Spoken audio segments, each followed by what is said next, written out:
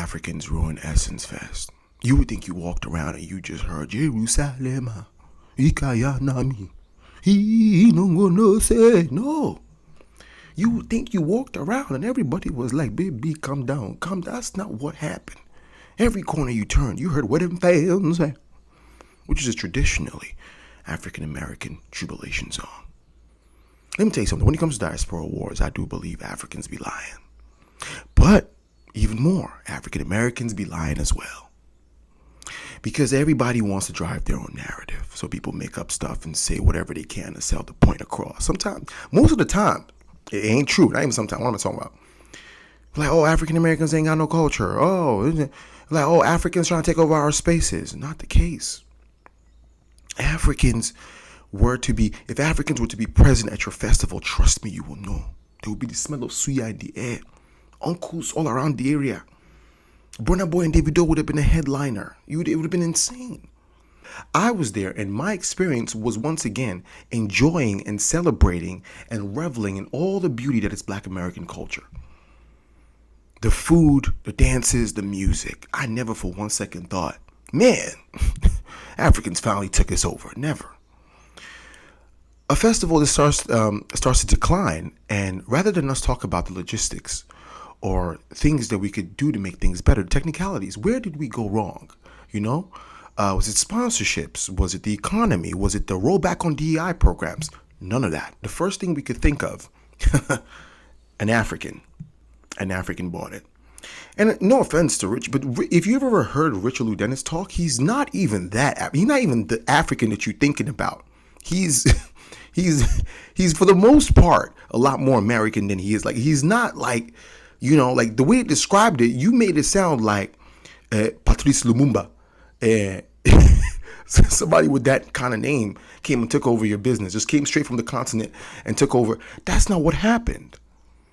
And and up until now, for the most part, these are the people that have organized Essence Fest. This is what they look like.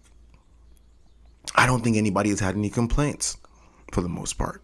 I don't think it was divisive when they were in control. I don't think there was any narratives being sold. But for some reason, when anything seems to go wrong, we start to point fingers and look at each other and start to blame ourselves. And I hate to say this, and those of you who know, those Africans who know, guess what? Africans do this for their own festivals too. When it comes to Afrochella, when it comes to Afrofuture, now the current name, people will make all this commentary about what Afrofuture is and what it isn't. Rather than celebrating the progress of such a great venture in the diaspora, rather than complimenting it, the first thing we do is break it down and criticize a people that are doing more with less. A people that are doing more with less on both sides. And the first thing we can think is this is the time to be over analytical and critical.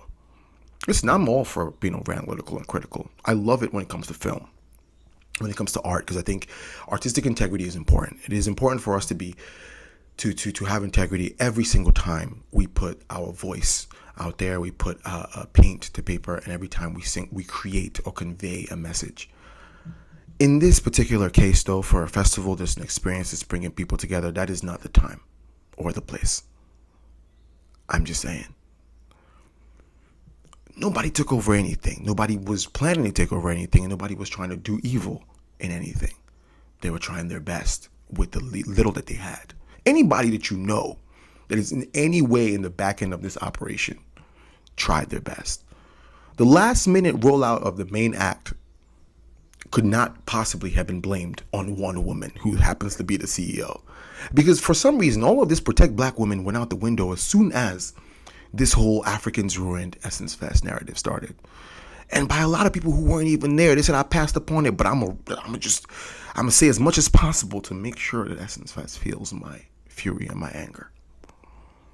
Then there were the people that were coming for influencers. And I just said, like, man, everybody is just... It's a sad state of affairs. Because if you were there, you know the truth. You know that was farthest. Talking about they had a jollof and jambalaya. Like, what?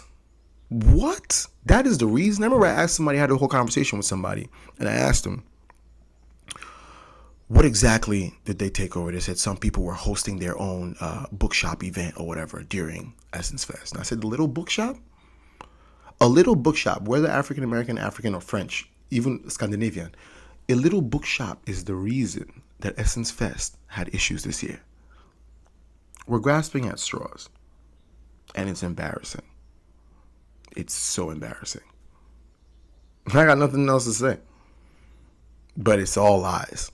Most people, I'm not saying it's all lies. I'm not saying like there isn't an evident, decline in what Essence Fest used to be, evidently. But saying that the reason is because an African invested in it or bought it, and because there's an African woman as a CEO, it's just not true.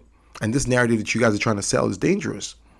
But get your clicks, get your likes, get your engagements. Do what you got to do. Just know that it's not worth it in the end. It's just not. It's not fulfilling to sell out your people with ideologies that are rooted in bitterness or envy.